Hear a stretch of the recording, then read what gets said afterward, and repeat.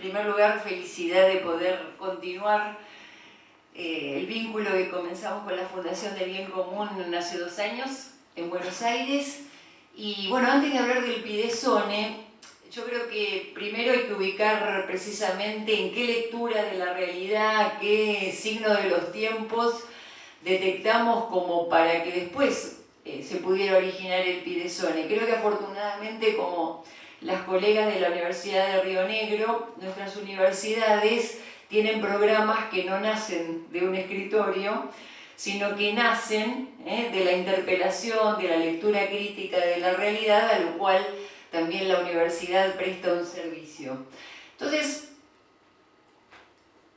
en base a un poco a ese diagnóstico, yo voy a hacer como hizo Vane al principio, que dio algunas malas noticias o noticias dolorosas y muchas buenas noticias, ¿no? Ella habló, bueno, de la persistencia de las guerras, ¿no es cierto?, de la muerte, de cómo muy buena parte de la población mundial está viviendo situaciones de infelicidad, pero después dio justamente esa mitad del vaso llena, que es todas las oportunidades y las posibilidades que están emergiendo frente a eso que no nos gusta y que lamentablemente ocasiona tanta desigualdad en el mundo. Entonces hoy se analiza mucho el hacia dónde vamos, ¿no? Se habla de la visión 2025, como para el 2025 a lo mejor no llegamos a hacer los cambios que tenemos que hacer, estamos en la visión 2050,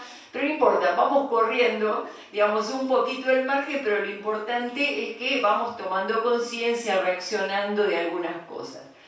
Bueno, la visión 2050 dice, bueno, vamos a ser 9.000 millones de personas en el planeta, de los cuales el 85% vamos a estar viviendo en países en desarrollo, emergentes, como el nuestro, 70-75% vamos a estar en ciudades, tenemos la cuestión del crecimiento urbano y suburbano, y va a haber un 70% del PBI mundial generado en países como el nuestro. Yo voy a hablar un poquito diferente, con cosas un poquito más económicas, porque es mi tarea en la universidad. Yo en la universidad estoy en posgrados, en doctorados en economía, y lo que trato con los chicos, con los alumnos, con los graduados, es romperle un poquito las cosas que traen. O sea, ayudarlos a desaprender un montón de cosas. No todos tenemos el pensamiento colonizado, no solo colonizado por, bueno, ver los imperios, sino hasta colonizado por nosotros mismos, ¿no? Por nuestras mezquindades, por nuestros egoísmos,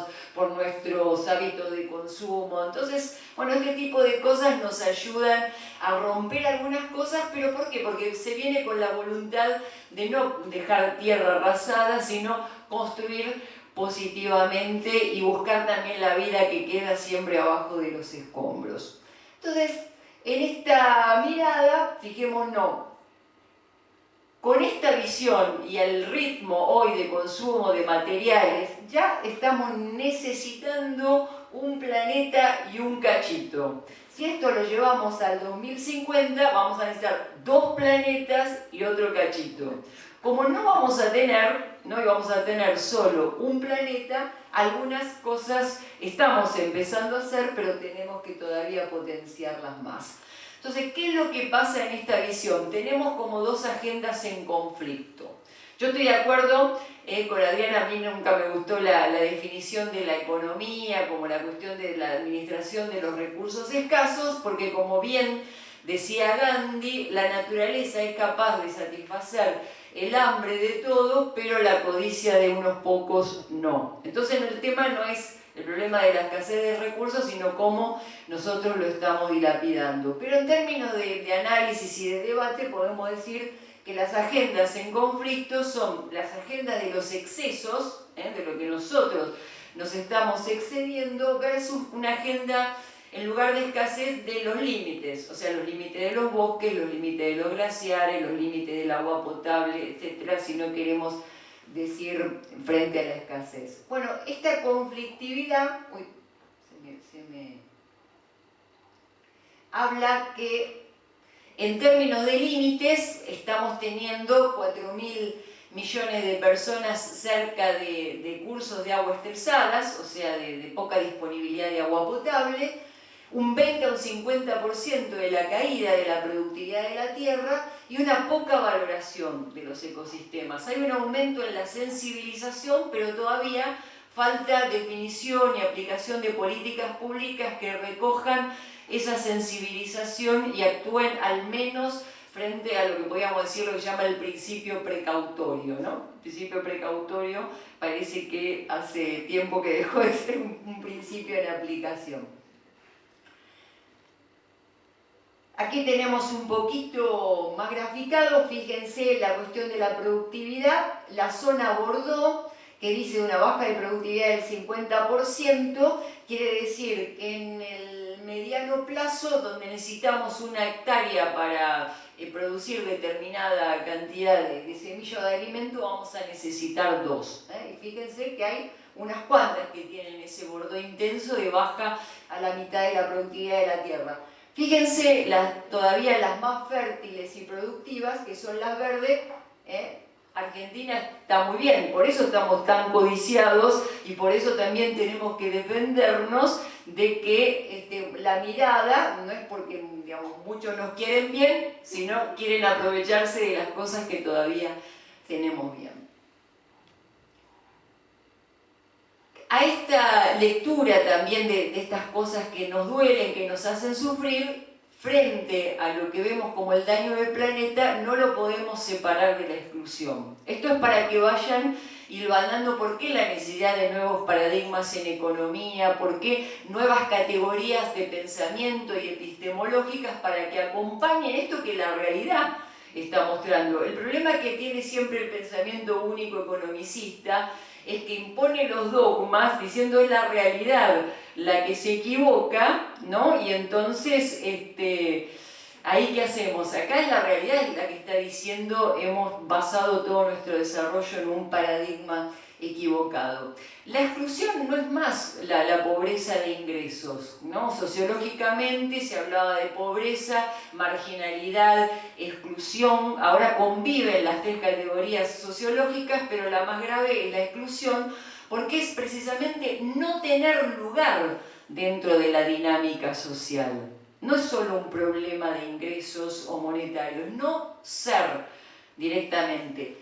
Los factores de la exclusión se pueden agrupar en 3 grandes categorías. Estructurales, ¿no? Que es la asimetría en las relaciones de poder, quienes manejan el poder ponen condicionantes de poder financiero, político y económico, que es lo que está abajo, por eso decimos lo sistémico, lo estructural. Los factores sociales, o sea, si yo no soy, si mi vida no vale nada, si es lo mismo que hoy esté vivo o que mañana no esté en esta tierra y a nadie le importa, se fragiliza lo que llama la solidaridad de proximidad, o sea, se rompen los vínculos sociales. Los que trabajamos en la universidad, pero también con los movimientos sociales, con la base social, sabemos lo que cuesta recomponer los vínculos, la cohesión social cuando se ha perdido la confianza, ¿no? Cuando tantos años de despojo, de manipulación rompen ese tejido tan delicado que es la base social. Y los subjetivos, aparte de los lazos sociales, está cómo yo me siento como persona. Si no tengo sentido de la vida, no tengo visión de futuro, a nadie le importa que esté o no esté, seguramente va a valer muy poco también el aumento, por ejemplo, el aumento de suicidio juvenil, por más que en algunos lugares haya llegado con éxito las asignaciones universales por hijo, etc., implica porque hay otros factores alrededor de esos chicos por los cuales quizás la perspectiva futura es ser víctima de los dealers narco o que los mate la policía, ¿no? Porque son NN, muchos son hijos de inmigrantes que todavía no tienen documentos, entonces van a estar en una fosa común NN. Entonces, bueno, por más que pueda llegar una ayuda importante de carácter universal, hay otros factores que hoy la visión de la exclusión pone al lado de lo social y de lo material. ¿Qué es lo que pasa con esto, ¿no? La amenaza al planeta, el problema de la exclusión, la desigualdad, de la economía que hace agua en poder explicar esto, porque nunca le interesó ni explicar ni solucionar esto. ¿Qué es lo que dicen los estudios, los análisis? El tema en cuanto a los expertos en sostenibilidad y al público, a la ciudadanía en términos globales. Los que tienen más pobre actuación serían hasta los más responsables, el sector privado y los gobiernos. Los que tienen mejor involucramiento en cómo enfrentar esto lo estamos viendo porque lo escuchamos de las experiencias durante el desarrollo de la tarde, las ONG, organizaciones sociales, y los investigadores, la academia, ¿no? O sea, tenemos un desfasaje en cuanto a quienes tienen que tener la principal responsabilidad y que no la asumen. Justamente el progreso o el cambio hacia un desarrollo sostenible tienen baja actuación, bajo involucramiento, pero tendrían que liderarlo los gobiernos nacionales, provinciales, municipales, y los que tienen mucho más compromiso son las redes, ¿no? Las redes de colaboración, de organizaciones, de ciudadanía. Entonces, ¿qué pasa como corolario ahora de todo esto? Por digo que son las noticias dolorosas. Esto tiene una explicación. Y acá nace un poco el Piresone. Nosotros estamos en un contexto post-crisis, no post-crisis mundial porque se hayan solucionado, sino decimos post-crisis porque el emergente de la crisis, que incluso se habla de crisis mundial, pero a mí también me gusta decirle la crisis del Atlántico Norte, porque ¿por qué todo el mundo empezó a preocuparse? Porque les estalló el sistema a los mismos que lo crearon. O sea, mientras pasaba en América Latina, en África, bueno, ¿cuántas crisis tuvimos? Tuvo algún tipo de análisis a nivel académico, a nivel Naciones Unidas, pero ahora estalló en el mismo corazón del sistema y, uy, ahora sí que nos tenemos que empezar a preocupar. Pero digamos, más allá de esto que tiene que ver con esas asimetrías en las relaciones de poder, yo me quiero detener en esto. Hay causas que son, como se puede decir, las próximas de la crisis, ¿no? Que es el problema de las hipotecas basura, ¿no es cierto?, en Estados Unidos, donde la burbuja especulativa se apoyaba sobre valores de vivienda cada vez más bajos, pero que se le mentía incluso a la misma gente diciendo su casa vale $200.000, el mes pasado valía $100.000, le damos una nueva hipoteca, un nuevo crédito para que se compre el tercer auto, la casa de veraneo, o sea, sobre una economía casino sin ninguna base sobre la economía real, como toda burbuja explota. Esas son las causas próximas. Pero están las causas remotas de la crisis, que es lo que más me interesa. Si no hubiera habido problema con las hipotecas, también en algún momento hubiera estallado. ¿Por qué? Porque es la implosión de un sistema que no funciona.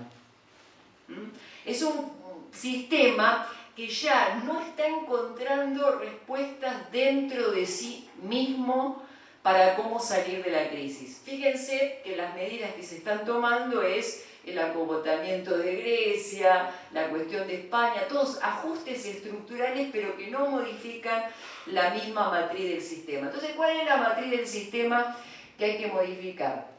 Primero, lo que nunca tuvo que haber hecho la economía, separarse de lo social. La separación entre la economía y lo social es una de las emergentes de toda esta crisis sistémica. Cuando a la economía se le dijo, fines del siglo XVIII, porque todavía Adam Smith era un filósofo moral, tenía algunas pautas, cuando vienen los utilitaristas, que un supuesto, una hipótesis de trabajo, que era el homo economicus, ¿no?, lo convierte en una categoría absoluta, ahí se desarma todo. O sea, en lugar, Junto con el Homo economicus estaba el Homo laborans, el Homo reciprocans, el Homo solidarium, no sé nada de latín, pero más o menos las construcciones son así. Por una simetría de las relaciones de poder, los que más plata tenían dicen, no, la hipótesis de trabajo que a nosotros nos conviene es la de Homo economicus, es la categoría totalizante. Hay poquísimas verificaciones empíricas de cualquiera de nosotros como Homo economicus, pero es la escuela de pensamiento económico que nos viene gobernando hace 200 años.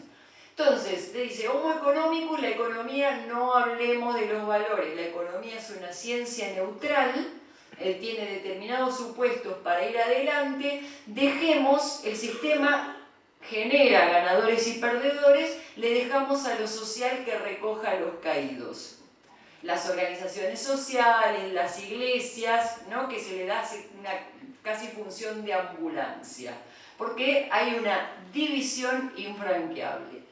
La segunda ruptura que revela la crisis, la separación entre trabajo y creación de la riqueza. Mientras la fijación de los salarios, del valor del trabajo, tenía que ver con la economía real, con la producción de bienes y servicios, hasta, digamos, los años 70, 80, no había sociedades tan desiguales. No había sociedades. Cuando el dinero deja de tener la función de herramienta de cambio, de instrumento de cambio, y se convierte en un bien en sí mismo, de la creación del dinero por el dinero, consenso de Washington, liberalización de los mercados de capitales, paraísos fiscales, ¿no? Empieza a cambiarse la economía real por la economía especulativa, se produce el inicio de las mayores desigualdades. O sea, la globalización extiende la esfera del contrato, del intercambio de equivalentes de una manera extraordinaria, no por buena, pero sí, digamos, como magnitud, pero la redistribución de la riqueza y la equidad, nada. Porque era un supuesto que no estaba dentro del sistema. Y el tercer indicador de ruptura es la separación entre mercado y democracia.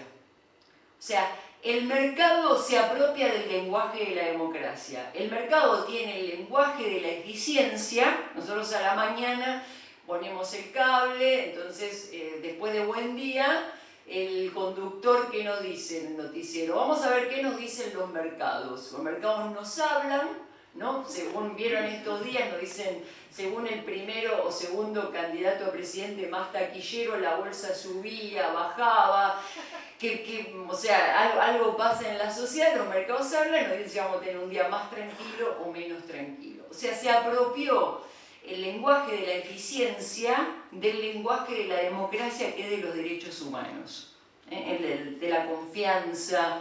Se reemplazó la reputación por los bienes de relación, por la construcción de relaciones. Bueno, todas estas cosas que nombró Adriana, que son hoy los emergentes, no es que en algún momento desaparecieron, estuvieron siempre. Lo que pasa es que había un pensamiento único, totalizante, que los había mantenido sumergidos. Y acá empiezan entonces las buenas noticias. El Pidesone nace muy humildemente como un programa dentro de la Universidad de Buenos Aires, intentando aportar a la reconstrucción de todo esto que está dividido. Por eso lo llamamos democracia, sociedad y nuevas economías. Porque la tarea no es seguir llorando y lamentándonos, sino generar espacios, sobre todo en el que yo estoy, de construcción de pensamiento, porque todo esto que les dije no hubiera sobrevivido 200 años, o a partir de la globalización, 76 en adelante, con la liberalización de los mercados, si no hubiera habido una escuela de pensamiento muy fuerte que lo apoyó. Entonces, todo lo que estamos hablando de nuevos paradigmas en economía, nuevos modos de construir la organización social, necesita una escuela de pensamiento potente, porque estamos peleando contra 200 años de instalación de mucho poder de la otra. Por eso digo, es fascinante poder hacer este tipo de encuentros, como intentamos también hacerlo el Pidesone, de la convergencia en teoría y práctica. Porque también erróneamente nos han instalado en las universidades, son los teóricos, son la academia. La universidad nació para llevar un bien, un servicio a la sociedad, de ser como el continente del pensamiento universal al servicio de la transformación. De eso se basa toda nuestra utopía realizable, no la inalcanzable, sino la realizable, porque ya está aconteciendo, que es redefinir la idea de progreso. Acá esto no se ve mucho, pero es lo que indica que hasta el 2050 tenemos, bueno, unos 10 años, como estamos viviendo, de mucha conflictividad y turbulencia. ¿Por qué? Porque estamos redefiniendo primero la centralidad de las personas y valores. Ojo, esa es la centralidad que ahora tiene que nutrir cualquier elaboración de nuevas categorías. Centralidad de personas y valores. A partir de eso, volver a hablar de cuál es el desarrollo humano, la economía, la agricultura, qué vamos a hacer con los bosques, qué vamos a hacer con la energía, con la construcción, con el transporte y con el uso de los materiales. Entonces, sin duda que en este momento bisagra vamos a tener 10 años, 15 años de mucha conflictividad. Pero si no abandonamos la lucha ni la causa, acá esto en el 2050 vamos a ver el inicio del reordenamiento también desde el punto de vista del pensamiento de lo que estamos hablando. Redefinir la idea de progreso. Basta de hablar del PBI. O sea, se nos va la vida en la discusión del PBI. Es importante todavía, hasta que no cambiemos el modo de definir las políticas macroeconómicas y económicas de los países, es necesario. O sea, siguen siendo, digamos, unidades de medida, de definición de los presupuestos. Pero fíjense lo poco que mide el PBI. Porque el PBI viene de esa instalación del supuesto del Homo economicus. Mide cantidad de bienes y servicios producidos en un país, sin duda. Ahora miren qué no mide. Empleabilidad, seguridad, vida familiar, ecosistemas, educación, salud, nutrición, satisfacción laboral, comunidad. Entonces, cuando la crisis del modelo, como en este periodo del 2007, del 2008, no da, porque no da el PBI, ¿qué es lo que pasa? Para poder seguir sosteniendo una categoría, un indicador, por eso de medición insuficiente, pero que todavía es el que tenemos. El Instituto de Estadísticas de la Unión Europea admite desde el año pasado, porque claro, como no hay crecimiento productivo y todavía no se sale del ajuste estructural de generar nuevos empleos dignos, el sector servicio, empleos socialmente útiles, cantidades de cosas que se podrían hacer, permite a los países de la Unión Europea incorporar en la medición del PBI el contrabando, la prostitución y la trata de personas y el narcotráfico. Los indicadores que ahora estamos teniendo de 1 o 2%, buena parte porque como no les dan los números y el PBI en algo hay que llenarlo porque todavía no meten esto que es lo más importante para las personas. Si cualquier cosa de estas, comunidad, salud, vida familiar, las pudiéramos comprar con pesos, cualquiera de nosotros pondría unos cuantos pesos, pero no se compran por pesos. Entonces las políticas públicas tienen que ver con lo que se decía, el Sistema Nacional de Cuidados, la economía feminista, la perspectiva de la economía social, el factor C, ¿no? De Raceto, de Coracho, de todo ese tipo de categorías que entran dentro de la función económica, pero que hasta ahora no le damos cabida, y entonces como no dan los números, que vengan las mafias. O sea, el PBI, por más magro, débil que sea, sigue siendo el bien de un país. Lo bueno, ¿qué puede tener de bueno? ¿No? Digamos, la pornografía, la trata de personas, el contrabando, o sea, digamos, por eso digo, estas son las buenas noticias, porque ya estamos llegando a un nivel de la estupidez humana que yo creo que ya más no podemos incorporar. Entonces tenemos todo el terreno para lo que a nosotros nos interesa. Fíjense esta curva. Esta curva también es muy sencilla. Son tres curvas, ¿no? El PBI per cápita, el bienestar, medido y la curva de la felicidad. Esto es un gráfico que no está hecho ni por la Fundación del Arte de Vivir, ni por ninguna escuela New Age, son datos duros del Deutsche Bank, del Banco Mundial, de encuestas que empiezan a reflejar lo que siempre se ocultó. Solo en un tramo muy pequeño se juntan, o sea que al mismo nivel de ingresos corresponde la misma satisfacción en términos de felicidad y de bienestar. Después fíjense cómo se dispara el PBI, cómo se dispara el bienestar y la felicidad, ¿no? Parece que hay que empezar a incorporar, como decíamos, la cuestión de la felicidad pasa por otro lado, que todavía las políticas públicas no lo están contemplando. El debate sobre el desarrollo. Entonces, recuerdan, época 50, 60, posguerra todo destruido, todo era capital fijo, inversión en infraestructura. 70, 90, ya bueno, equiparamos un poquito la economía real de los países, viene la globalización. Entonces, bueno, no, a ver, no nos alcanza, no la avidez, la codicia, algo tiene que inventar. Se liberan los mercados de capitales, se extiende la globalización en sentido positivo. Ojo que yo no estoy haciendo la crítica, estoy haciendo la crítica a lo que destruyó después el verdadero valor de la vida y del trabajo, como es la especulación o la economía rentística.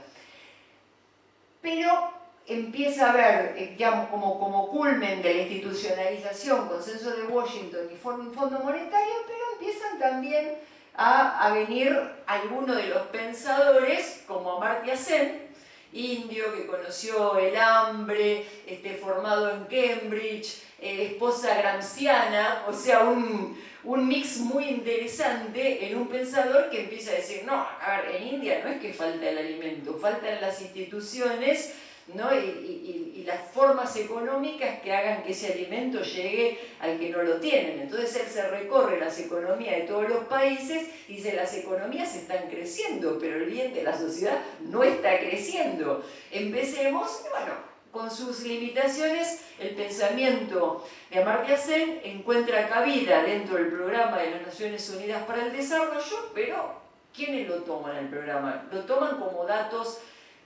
marginales o como datos complementarios a todavía la cristalización del PBI, cuando la evolución del indicador de desarrollo humano empieza a contemplar esas cosas que quedan fuera del PBI. Amartya Sen va mucho más, y porque dice, no, momento, la felicidad de la gente no es solo lo que pueden desarrollar en términos de lo que el sistema permite.